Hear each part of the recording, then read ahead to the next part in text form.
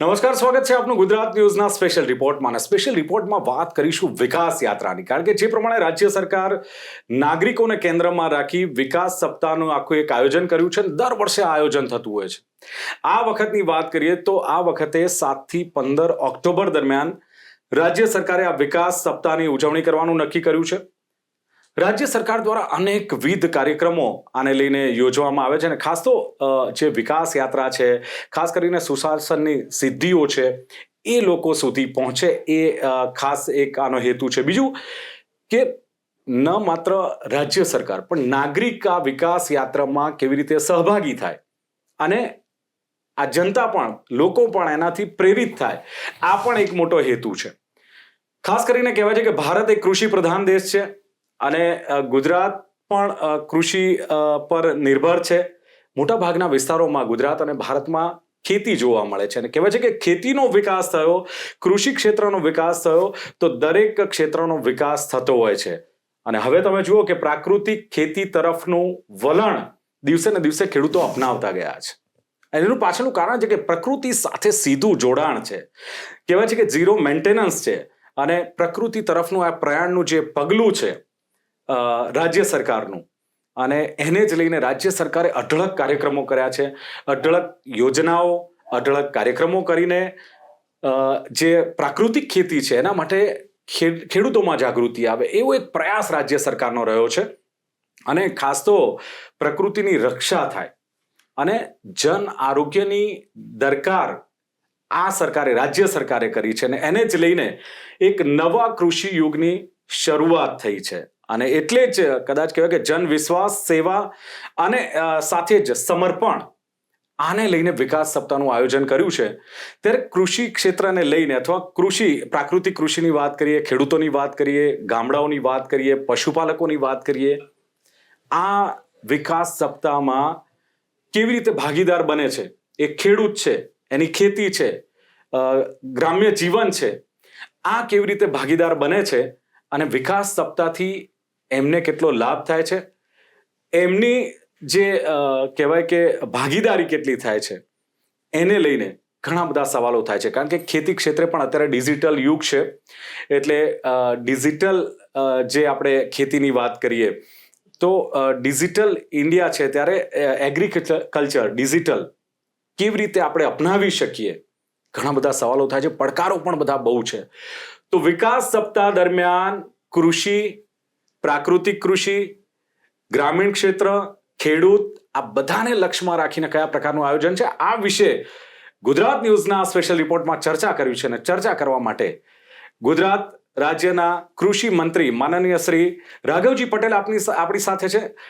રાઘવજી સાહેબ, સ્વાગત છે આપનું ગુજરાત ન્યૂઝમાં. જી સાહેબ, આપણે ખેતીની વાત કરીએ છીએ, વિકાસ સપ્તાહની વાત કરીએ છીએ, પરંતુ જે પ્રમાણે દિવસે ને દિવસે સાહેબ રાસાયણિક ખાતરોનો ઉપયોગ જે પ્રમાણે થાય છે, જે પ્રમાણે ગ્લોબલ વોર્મિંગ છે, વાતાવરણમાં સાહેબ જે બદલાવ જોવા મળી રહ્યો છે, એની કેટલીક નકારાત્મક અસરો આ ખેતી પર જોવા મળે છે. શું લાગે છે કે આ એક મોટો પડકાર નથી ને? આ જો પડકાર હોય તો રાજ્ય સરકારે આ અંગે શું વિચાર્યું છે આ વિકાસ સપ્તાહ દરમિયાન?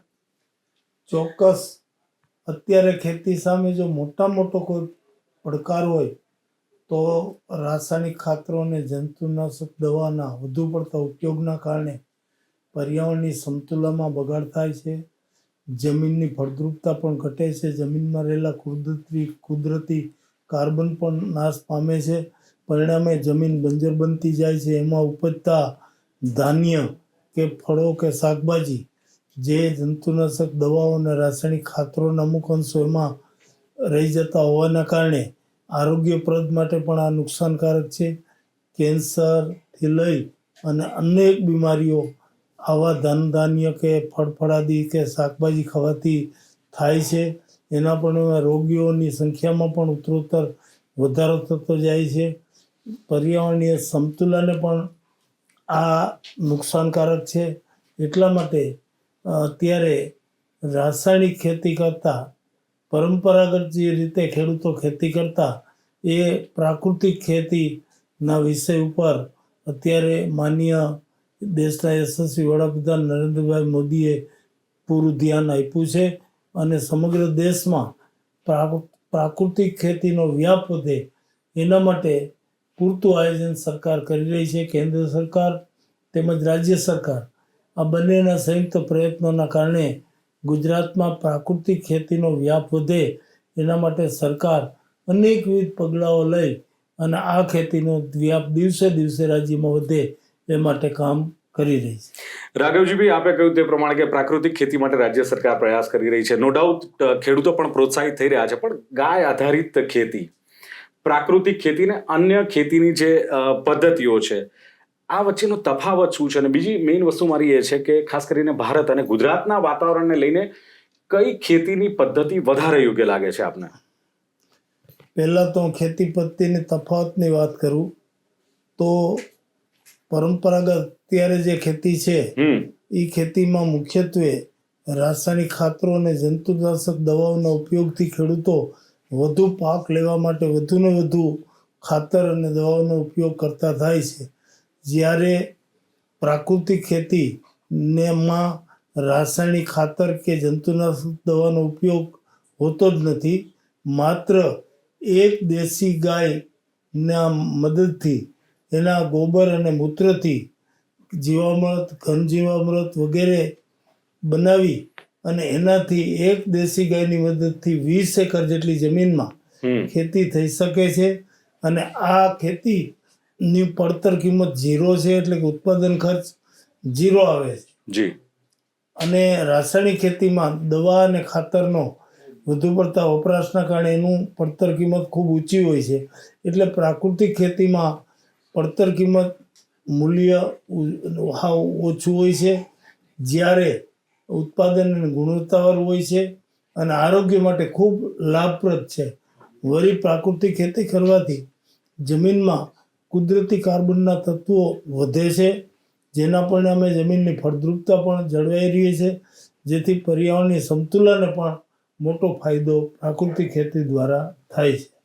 રાઘવજીભાઈ, ફાયદા તો ઘણા બધા છે જે આપે કહ્યું તે પ્રમાણે, પણ જે રાસાયણિક ખેતી થતી હોય છે ને એમાં મોટે ભાગે ક્યાંક જોવા મળે છે કે રાસાયણિક ખેતી કરવાથી ખેડૂત મલ્ટી ક્રોપ સાહેબ લઈ શકે છે, અલગ અલગ વિવિધ પાક લઈ શકે છે ને એમાં એને સીધો ફાયદો છે.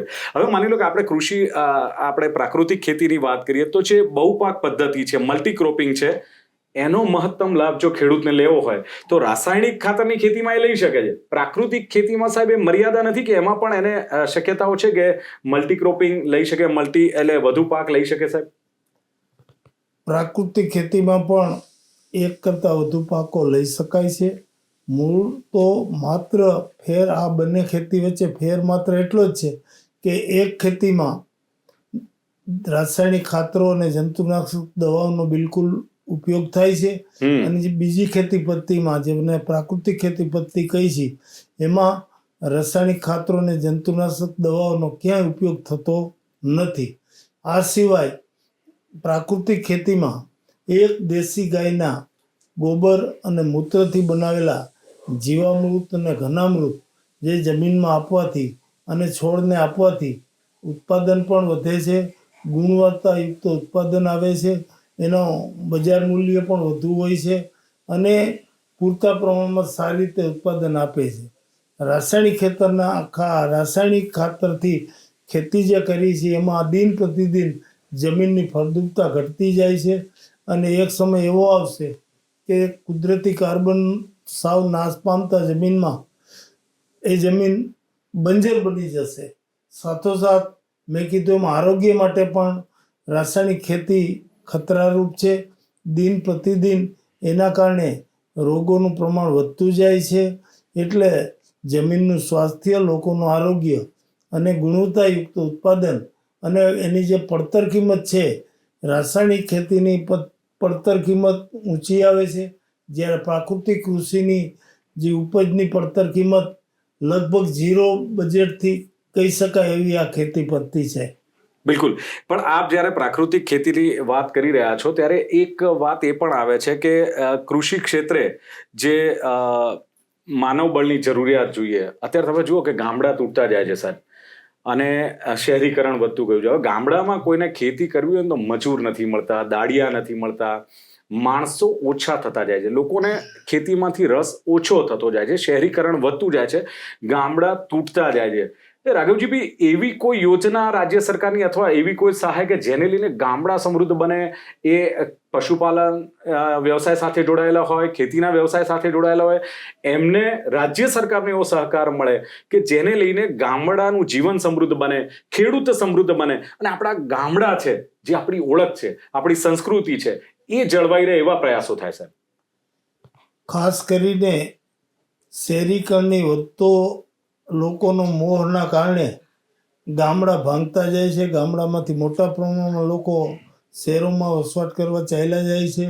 એના કારણે ખેતી માટે મજૂરોની અછત ઊભી થઈ છે. એક તો ગુજરાત ઔદ્યોગિક વિકાસ ધરાવતું રાજ્ય છે, એટલે મોટાભાગના લોકો ઔદ્યોગિક ક્ષેત્રમાં મજૂરી કરવા માટે પહેલી પસંદગી અપનાવે છે, જેથી ખેતીમાં મજૂરોની અછત રહે એ સ્વાભાવિક છે. પણ એના ઉકેલ માટે રાજ્ય સરકારે ખેતીમાં ખેડૂતો યાંત્રિકરણનો વધુ ઉપયોગ કરે એના માટે ઘણી બધી યોજનાઓ અપનાવી છે, જેનાથી ખેતી સસ્તી થાય, ઝડપી ખેતી થાય અને ઉત્તમ ખેતી થાય એવી પદ્ધતિઓ અને એવા યંત્રો ખેતીમાં ખેડૂતો અપનાવે. એના માટે સરકાર વિવિધ આવા ઘટકો માટે પૂરતા પ્રમાણમાં સહાય આપે છે, જેના પરિણામે મજૂરોનો પ્રશ્ન રહેતો નથી. યાંત્રિકરણની વાત કરું તો ખાસ કરીને ટ્રેક્ટર, ખેડૂતોને પૂરતા પ્રમાણમાં ખેતી માટે ટ્રેક્ટરો ઉપલબ્ધ થાય એના માટે સરકારે ટ્રેક્ટર માટે સહાયકારી યોજના અમલમાં મૂકી છે. પહેલાં એક ટ્રેક્ટર દીઠ ખેડૂત માટે ₹45,000 થી ₹60,000 સહાયનું ધોરણ હતું. તાજેતરમાં રાજ્ય સરકારે સહાયના ધોરણમાં સુધારો કરી ટ્રેક્ટર માટે એક ખેડૂતને ₹1,00,000 સુધીની સહાય આપવામાં સાહેબ, હવે તો જીએસટી માં ઘટાડો થયો, એનો સીધો લાભ કદાચ ખેડૂત સબસિડી સાથે એનો સીધો લાભ મળતો હશે. ચોક્કસ જીએસટીના લાભના કારણે લગભગ ₹20,000 થી ₹25,000 જેટલો લાભ ટ્રેક્ટર ખરીદીમાં એક ખેડૂતને થાય છે. આમ ખેડૂતને ટ્રેક્ટર વસાવવા માટે, રોટાવર માટે, યાંત્રિક ઓળણી માટે, એમ વિવિધ ઘટકો માટે, થ્રેસર માટે સહાય આપવામાં આવે છે, જેના કારણે ખેડૂતોને મજૂરોની ઓછી જરૂર પડે અને પોતાની ખેતી સમયસર અને ઝડપથી થઈ શકે એના માટે પૂરતી સુવિધા ઉપલબ્ધ થાય. એના માટે રાજ્ય સરકારે ચાલુ વર્ષે બજેટમાં ખેડૂતોને યાંત્રિકરણ માટે મદદરૂપ થઈ શકાય, એને પૂરતી સહાય આપી શકાય એટલા માટે આ ચાલુ વર્ષે ₹1,400 કરોડ જેટલી માતબર રકમની જોગવાઈ ખેતીના યાંત્રિકરણમાં સહાય માટેની જોગવાઈ ચાલુ વર્ષના બજેટમાં સરકારે કરી છે, જેનાથી ખેડૂતોને માંગણી મુજબના યાંત્રિક સાધનો ખેતીકામ માટે પૂરતા પ્રમાણમાં મળી રહેશે અને ખેડૂતોને મજૂરોની અછતનો સામનો નહીં કરવો પડે. બિલકુલ સાહેબ, એ સહાય રાઘવજીભાઈ મળે ખેડૂતોને એના માટેની રાજ્ય સરકારની ને કેન્દ્ર સરકારની બી ઘણી બધી યોજનાઓ છે, પણ એ યોજનાઓ ખેડૂતો સુધી પહોંચે, સરળતાથી પહોંચે અને એની જે પ્રક્રિયા છે સહાય મેળવવાની, સાહેબ લાગતું નથી કે એમાં થોડુંક સરળતા આવે તો વધારે સારું? જે ખેડૂતો હેરાન થતા હોય છે, ક્યાંક પોર્ટલ બંધ થઈ જતા હોય છે, એને લઈને ખેડૂત તો સરકાર આના અંગે કોઈ ચિંતિત ખરી? ચોક્કસ. આપણા દેશના યશસ્વી વડાપ્રધાનશ્રીએ ડિજિટલ યુગમાં ખેડૂતોને પ્રવેશ થાય એ દિશામાં અનેકવિધ પગલાં લીધા છે અને રાજ્યના માનનીય મુખ્યમંત્રી શ્રી ભૂપેન્દ્રભાઈ પટેલ પણ નરેન્દ્રભાઈ મોદીએ ચિંધેલા રસ્તે આગળ વધી અને રાજ્યના ખેડૂતોને ડિજિટલી મદદરૂપ થઈ શકાય એ માટે પૂરતા પ્રમાણમાં પગલાં લીધા છે. ખાસ કરીને આઈ ખેડૂત પોર્ટલની શરૂઆત કરી અને એના માધ્યમથી ખેડૂત ઓનલાઈન અરજી કરે, એ અરજી ઓનલાઈન જ મંજૂર થાય, ખેડૂતોને મંજૂરીનો પત્ર પણ ઓનલાઈન દ્વારા મળી જાય, એને મળતી વિવિધ સહાયની મંજૂરી પણ ઓનલાઈનથી મળી શકે અને એને મળતી સહાય સીધી આ પદ્ધતિથી ખેડૂતના ખાતામાં બેંકમાં ડાયરેક્ટ ડીબીટીથી જમા થાય એવી પદ્ધતિ સરકારે અમલમાં મૂકી છે, જેના પરિણામે ખેડૂતોને કચેરીઓમાં ધક્કા ખાવા પડતા નથી અને આંગળીનું બટન દબાવથી એનું કામ થઈ શકે એવી ડિજિટલી પદ્ધતિ ખેતીમાં સરકારે દાખલ કરી છે. આ ખેડૂત પોર્ટલ માધ્યમથી આ પદ્ધતિ સમગ્ર રાજ્યના ખેડૂતો માટે સરકારે અમલમાં મૂકી છે. હવે રાઘવજીભાઈ ડિજિટલની વાત કરી એટલે મને ખબર છે કે વડાપ્રધાન નરેન્દ્ર મોદીનું પણ એક સપનું છે કે ડિજિટલ ઇન્ડિયા, અને ગુજરાત પણ વિકાસ મોડેલનું જ્યારે એક મોડેલ સ્ટેટ બન્યું છે ત્યારે લાગતું નથી કે કૃષિ લેવલે પણ આપણે એક ડિજિટલ ક્રાંતિ આવે, ડિજિટલ એગ્રીકલ્ચરને એક પ્રોત્સાહન મળે, એના પ્રયાસો થવા જોઈએ. અને બીજું કે આ પ્રયાસો થાય સાથે ખેડૂત પણ એનાથી અવેર થાય, ખેડૂતને આ જાણકારી મળે, એના માટેના કાર્યક્રમોની જરૂર છે. અને એને લઈને આખું એક ડિજિટલ એગ્રીકલ્ચર એક આખું તૈયાર થાય એવું એક માળખું તૈયાર કરવું જોઈએ આપણે. ચોક્કસ આ ક્ષેત્રમાં સરકાર પૂરતા પ્રયત્ન કરે છે. ડિજિટલના માધ્યમથી ખેડૂતોને ઘર આંગણે તમામ માહિતી આંગળીના ટેરવે પોતાના મોબાઈલ પર મળી રહે એને માટે કૃષિ એપ નામની મોબાઈલ એપ શરૂ કરી છે. ઉપરાંત ડિજિટલથી ખેડૂતોના ઊભા પાકના સર્વે થઈ શકે, પાકમાં કયો રોગ છે એ અહીં બેઠા જાણી શકાય. ખેડૂતોને જરૂરી સલાહ અને માર્ગદર્શન પણ પોતાના મોબાઈલ પર મળી રહે એના માટે રાજ્ય સરકારે ચાલુ વર્ષથી કમાન્ડ એન્ડ કંટ્રોલ સિસ્ટમ અહીંયા ગાંધીનગરમાં શરૂ કરી છે, જેના માધ્યમથી કૃષિ ક્ષેત્રમાં કૃષિ સર્વે કરવું હોય, કૃષિના પાકોને લગતા રોગોની માહિતી કે જાણકારી મેળવવી હોય અને ખેડૂતને ઘર બેઠા એને લગતું કોઈ સલાહ આપવી હોય તો આ ડિજિટલ કમાન્ડ એન્ડ કંટ્રોલ સિસ્ટમના માધ્યમથી ખેડૂતોને આ સેવા મળી રહે છે. ખેડૂતોને મોબાઈલ ઉપલબ્ધ થાય અને દરેક ખેડૂત મોબાઈલ વાપરતા થાય એના માટે સરકારે ખેડૂતોને મોબાઈલ ખરીદી પર સહાય આપવા માટેની યોજના અમલમાં મૂકી છે. અને કોઈ ખેડૂત મોબાઈલ ખરીદે તો એને 6,000 રૂપિયા સુધીની મોબાઈલ માટેની સહાય ખરીદી માટેની રાજ્ય સરકાર દ્વારા આપવામાં આવે છે. આમ ખેડૂત મોબાઈલ વાપરતો થાય કમાન્ડ એન્ડ કંટ્રોલથી અને ડિજિટલ સિસ્ટમથી અને આ ખેડૂત પોર્ટલના માધ્યમથી ખેડૂતને વધુમાં વધુ ડિજિટલી માહિતી, માર્ગદર્શન અને મદદ મળી રહે એના માટે સરકારે પૂરતા પ્રમાણમાં પગલાં લીધા છે. અને આ ક્ષેત્રમાં જે સરકાર વધુને વધુ આગળ વધી રહી છે. આપણા દેશના યશસ્વી વડાપ્રધાન નરેન્દ્રભાઈ મોદીનું સપનું છે કે અમારો ખેડૂત ડિજિટલ સેવાથી સુલભ બને એના માટે સરકાર તમામ પ્રયત્નો કરી રહી છે. રાઘવજીભાઈ, સરકારના પ્રયત્નો આપણે ડિજિટલ ક્યાંક એગ્રીકલ્ચરની વાત કરીએ, ક્યાંક સરકારી સહાય પણ મળે છે, ખેડૂત પ્રોત્સાહિત પણ થાય છે, વિવિધ કાર્યક્રમો પણ થાય છે. આ બધું જ કરવા પછી માની લો કે પ્રાકૃતિક ખેતી કરીને જે ઉપજ મેળવે છે, સાહેબ આ બધા પછી એક આશા ખેડૂતને હોય મારી ઉપજના મને પોષણક્ષમ ભાવ મળે અને એને લઈને ખેડૂતને એમ થાય કે મારા પરસેવાનું મને વળતર મળ્યું. સરકાર દ્વારા સાહેબ એવું કયા પ્રકારનું આયોજન કે જેને લઈને ખેડૂતને સંતોષ થાય, એને એની ઉપજના, એની જણસના પોષણક્ષમ ભાવ મળે, એના માટે સાહેબ રાજ્ય સરકારના પ્રયત્નો? એક તો પ્રાકૃતિક ખેતીથી ઉત્પાદિત થતી ખોરાકની વસ્તુઓ, ધન ધાન્ય, ફળ ફળાદી અને શાકભાજી એના ઉપયોગ કરવાવાળો સમાજમાં એક ચોક્કસ વર્ગ તૈયાર થઈ ગયો છે. એ લોકોને આ પ્રાકૃતિક ઉત્પાદિત વસ્તુઓથી શારીરિક રીતે થનાર ફાયદા વિશે માહિતી છે.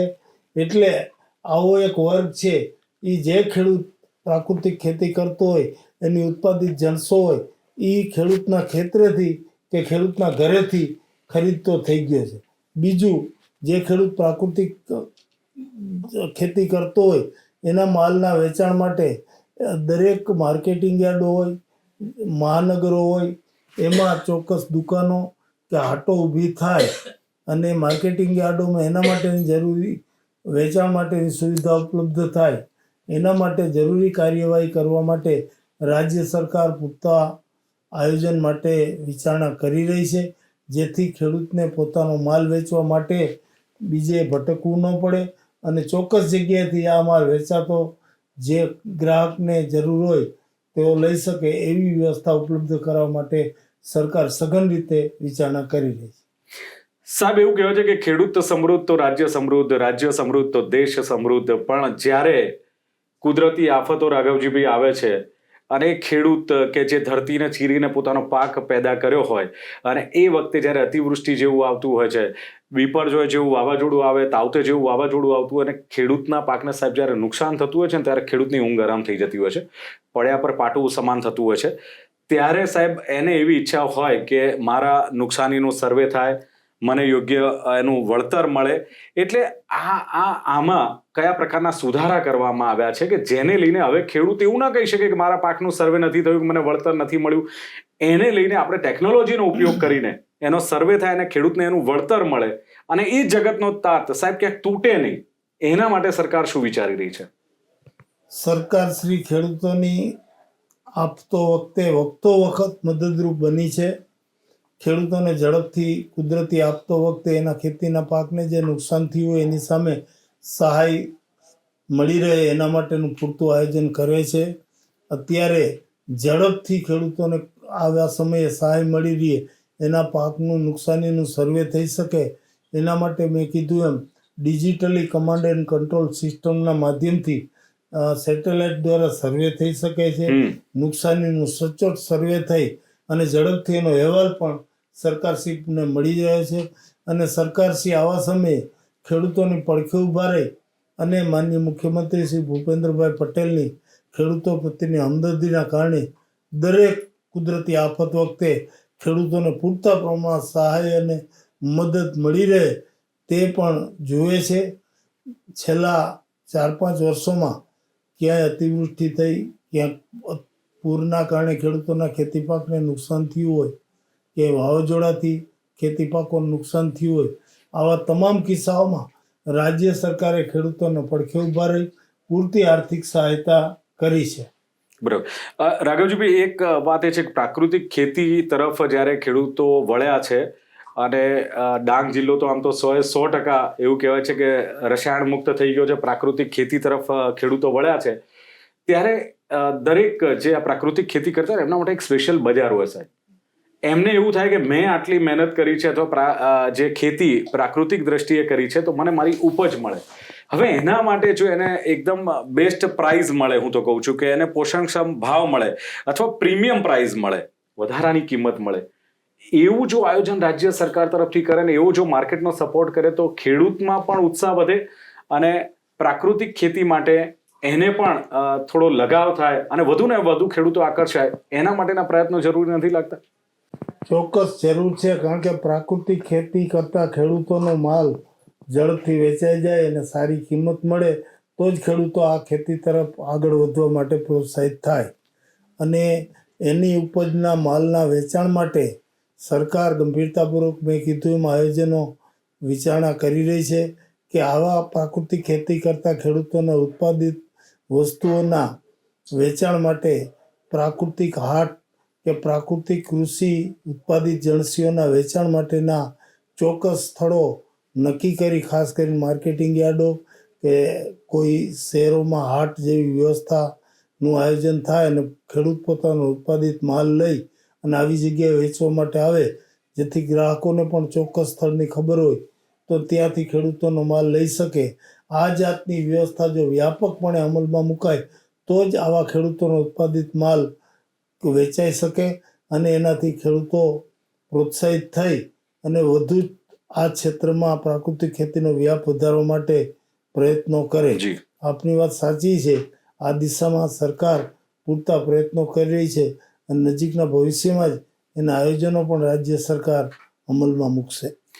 રાઘવજીભાઈ, ઓવરઓલ વિકાસ સપ્તાહની ઉજવણી થઈ રહી છે 7 થી 15 ઓક્ટોબર દરમિયાન, પણ મારો સવાલ એ છે કે એને લઈને જો શોર્ટમાં પૂછું તો ખેતીને શું ફાયદો, ખેડૂતને શું ફાયદો, આ વિકાસ સપ્તાહને લઈને એવા કયા કાર્યક્રમો કરવામાં આવશે, એવા કયા સેમિનાર કરવામાં આવશે, એવા કયા કૃષિ મહોત્સવ કરવામાં આવશે કે જેને લઈને ગામડું જીવંત બને? સાહેબ, પશુપાલક જે હોય, પશુપાલનના વ્યવસાય સાથે જોડાયેલા હોય, ડેરી ઉદ્યોગ સાથે જોડાયેલા હોય, આ તમામને ફાયદો થાય અને ઓવરઓલ વિકાસ સપ્તાહનો લાભ જે રાજ્ય સરકારની નેમ છે કે લોકોને પણ ભાગીદાર કરવા અને લોકો સુધી આ વિકાસ છેવાડાના માનવી સુધી પહોંચે, એવા કયા કાર્યક્રમો થશે? નરેન્દ્રભાઈ મોદીએ 2001માં ગુજરાતના મુખ્યમંત્રી તરીકેનું સુકાન સંભાળ્યું. એને લઈને આજ સુધીમાં 25 વર્ષ પૂરા થયા અને આ વર્ષ રાજ્ય સરકાર વિકાસ વર્ષ તરીકે ઉજવી રહી છે. જી. ખરેખર રાજ્યનો ખૂબ સારો વિકાસ તમામ ક્ષેત્રોમાં થયો છે. નરેન્દ્રભાઈની દીર્ઘદ્રષ્ટિના કારણે અને ત્યાર પછી આવેલા મુખ્યમંત્રીશ્રીઓએ નરેન્દ્રભાઈના પગલે ચાલી અને જે રીતે વિકાસનો રસ્તો પસંદ કરીને રાજ્યને વિકાસની કેડીમાં દેશમાં પ્રથમ હરોળમાં મૂક્યું છે, એ રીતે રાજ્યના મુખ્યમંત્રી શ્રી ભૂપેન્દ્રભાઈ પટેલના માર્ગદર્શન હેઠળ ચાલુ વર્ષ ગુજરાતમાં વિકાસ વર્ષ તરીકે ઉજવાઈ રહ્યું છે. અને એમાંય 7 ઓક્ટોબરથી લઈ અને 15 ઓક્ટોબર સુધીનું સપ્તાહ જે છે એ વિકાસ સપ્તાહ તરીકે ઉજવાઈ રહ્યું છે. આ સપ્તાહમાં જુદા જુદા કાર્યક્રમો થનાર છે. નવા કામોના લોકાર્પણ, ખાતમુહૂર્તોથી લઈ અનેકવિધ પરિસંવાદોથી લઈ અને ગુજરાત વધુ સમૃદ્ધ બને, ગુજરાતના લોકોની વધુ સુખાકારી જળવાય, એ દિશામાં અનેકવિધ કાર્યક્રમો થવાના છે. ત્યારે કૃષિ ક્ષેત્રની વાત કરું તો આ સપ્તાહની ઉજવણીમાં તારીખ 14 અને 15ના દિવસે કૃષિ દિવસ તરીકે ઉજવણી થનાર છે. આમાં એક દિવસ પ્રાકૃતિક કૃષિ માટે પણ અનામત રાખવામાં આવ્યો છે અને પ્રાકૃતિક કૃષિ કરતા ખેડૂતોને જરૂરી માર્ગદર્શન, સહાય અને મદદ મળી રહે એના માટેનું પણ વ્યાપક પ્રમાણમાં આયોજન આ વિકાસ સપ્તાહ દરમિયાન કરવામાં આવ્યું છે. આ સપ્તાહ દરમિયાન 14 અને 15ના દિવસે 14 તારીખે રાજ્ય કક્ષાનું પ્રાકૃતિક કૃષિ વિકાસ સપ્તાહ નિમિત્તે ગોધરા ખાતે પંચમહાલ જિલ્લાના રાજ્ય કક્ષાનો એક કાર્યક્રમ રાખવામાં આવ્યો છે. ઉપરાંત 33 જિલ્લામાં જિલ્લા કક્ષાએ એક કાર્યક્રમ થશે અને 230 જેટલા તાલુકામાં તાલુકા કક્ષાએ પણ આવા કાર્યક્રમો થનાર છે. ટોટલ 264 જેટલા કાર્યક્રમો આ 2 દિવસ દરમિયાન કરી અને ખેતીને લગતા વિવિધ કાર્યક્રમો, જેમાં કે ખેડૂતને વિવિધ સહાયો આપવામાં આવશે, વિવિધ સહાયોની મંજૂરી પત્રો આપવામાં આવશે, જરૂરી માર્ગદર્શન, નવા બિયારણ, નવા સંશોધન, નવા યાંત્રિક સાધનો વિશે માહિતગાર કરવામાં આવશે. પ્રાકૃતિક કૃષિને લગતા વિવિધ વિષયો પર પણ માર્ગદર્શન આપવામાં આવશે. લગભગ 5 લાખથી વધુ જેટલા ખેડૂતોને એના યાંત્રિક ઓજારો જે મંજૂર થયેલા છે એ ખરીદી માટેની સહાયના પત્રો, મંજૂરી પત્રો પણ આ સમયગાળા દરમિયાન આપવામાં આવશે. અને સમગ્ર રાજ્યના ખેડૂત વર્ગને આ વિકાસ સપ્તાહ દરમિયાન કૃષિ દિવસ દરમિયાન જોડવા માટેનો ઘનિષ્ઠ પ્રયાસ રાજ્યના કૃષિ ખાતા મારફત કરવામાં આવશે. તો દર્શક મિત્રો, આપે જોયું કે વિકાસ સપ્તાહની ઉજવણી થઈ રહી છે ત્યારે ખાસ જે વાત છે જન વિશ્વાસ, સેવા અને સમર્પણની વાત છે ને એમાં ખેડૂત જે કહેવાય કે ગુજરાતનો ખેડૂત કેન્દ્ર સરકારને રાજ્ય સરકારે જે લીધું છે કે ખેડૂત સમૃદ્ધ બનશે તો રાજ્ય સમૃદ્ધ બનશે, રાજ્ય સમૃદ્ધ બનશે તો દેશ સમૃદ્ધ બનશે. અને ખેતી ક્ષેત્રે જો વિકાસ થશે તો એ વિકાસની અસર અન્ય ક્ષેત્રો પર પણ સીધી પડતી હોય છે. અને એને જ લઈને કૃષિ મંત્રી રાઘવજીભાઈએ કહ્યું તેમ કે વિવિધ યોજનાઓ અમલી મૂકી જ છે કેન્દ્ર સરકાર અને રાજ્ય સરકાર, અને ખેડૂત સુધી આ લાભ પહોંચે અને ખેડૂત આ વિકાસ સપ્તાહમાં પોતે ભાગીદાર બને. અને ખાસ તો કૃષિ અને પ્રાકૃતિક કૃષિને લઈને ઘણી બધી યોજનાઓ છે, ઘણી બધી સહાય સરકારની છે અને તમામ કાર્યક્રમો કરવાની જે વાત કરી છે. અને ખાસ વિકાસ સપ્તાહનું આયોજન 7 થી 15 ઓક્ટોબર દરમિયાન છે. એમાં 14 ને 15 ઓક્ટોબર ખાસ એમણે કહ્યું કે રવિ કૃષિ મહોત્સવનું આયોજન કરવામાં આવ્યું છે અને જિલ્લા કક્ષાનો કાર્યક્રમ ગોધરા, પંચમહાલ, એ પછી રાજ્ય કક્ષાનો એક કાર્યક્રમ છે, ત્યારબાદ જિલ્લા કક્ષાના કાર્યક્રમ છે, તાલુકા કક્ષાના કાર્યક્રમ છે. એટલે આટલા બધા કાર્યક્રમો કરીને ખેડૂતને એક પ્રોત્સાહિત કરવાનો છે પ્રાકૃતિક ખેતી માટે. ગામડું સમૃદ્ધ બને, ખેડૂત સમૃદ્ધ બને, પશુપાલનના વ્યવસાય સાથે જોડાયેલા લોકો, ડેરી ઉદ્યોગ સાથે જોડાયેલા જે લોકો છે એ બધા જ સમૃદ્ધ બને. અને આ વિકાસ સપ્તાહમાં આ જન ભાગીદારી થાય ને ગુજરાતનો જે એક રાજ્ય સરકારનું અને કેન્દ્ર સરકારનું સૂત્ર છે સૌનો સાથ સૌનો વિકાસ, એ સૂત્ર સાકાર કરવા માટે આ એક વિકાસ સપ્તાહનું આખું જે આયોજન કર્યું છે. અને એને જ લઈને રાજ્ય સરકાર આ સપ્તાહ દરમિયાન કૃષિ લગતી ખેડૂતલક્ષી જે વિવિધ કાર્યક્રમો કરશે. અને સહાયને લઈને ડિજિટલ ઇન્ડિયાની જ્યારે વાત કરીએ ત્યારે ખાસ ડિજિટલ એગ્રીકલ્ચરને પ્રોત્સાહન આપવાની વાત છે.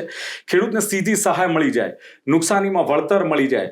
અને બીજું, માનવ બળ ઓછું છે તો જે કહ્યું તે પ્રમાણે કે ડિજિટલ યંત્રો જે છે એનો ઉપયોગ કરીને પણ ખેડૂતને માનવબળની કોઈ કમી મહેસૂસ ન થાય એ તમામ પ્રયાસો આ વિકાસ સપ્તાહ દરમિયાન કરવામાં આવશે અને એને લઈને કૃષિ વિભાગ અને રાજ્ય સરકાર તૈયાર છે, ખેડૂતોના પડખે છે.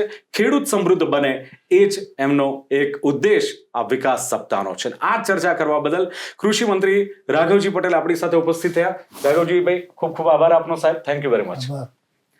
તો દર્શક મિત્રો, ગુજરાત ન્યૂઝના સ્પેશિયલ રિપોર્ટમાં હતી વિકાસ સપ્તાહની વાત, કૃષિની વાત, પ્રાકૃતિક કૃષિની વાત, ગામડાઓના વિકાસની વાત અને કૃષિ સાથે જોડાયેલ તમામ ચર્ચા. ફરી મળીશું. જોતા રહો ગુજરાત ન્યૂઝ. નમસ્કાર.